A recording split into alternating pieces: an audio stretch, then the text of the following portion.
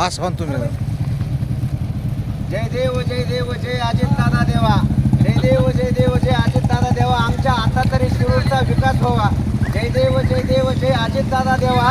आता तरी आमच्या शिरूर शहरातील मेन रस्त्याचा फुपाटा पूर्ण बंद व्हावा आणि तुम्ही कायम पालकमंत्री राहा असं आमची इच्छा आहे. जय देव जय अजितदादा देवा.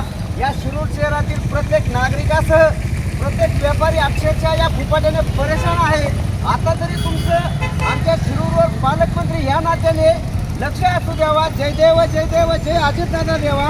तुम्ही बीडला आल्याच्या नंतर एकदा तरी या शिरूर शहरामध्ये चक्कर मारावा. सगळ्या नागरिकांना विचारावा. सगळ्या नागरिकांना विश्वासात घेऊन तुम्ही बोलावा की तुमचे हाल काय, तुमची अपेक्षा काय आहे, तुमचा विकास झाला का. जय देव जय अजितदादा देवा.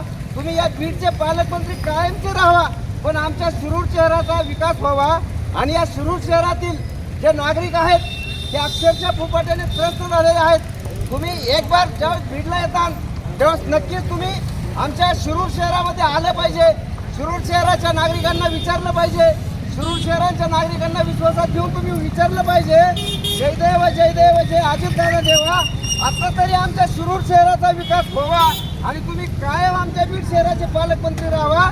तुमच्या बारामतीची थोडी तरी हवा आमच्या शिरूर शहराला लागावा. जय देव जय अजितदादा देवा. बांधवांनो,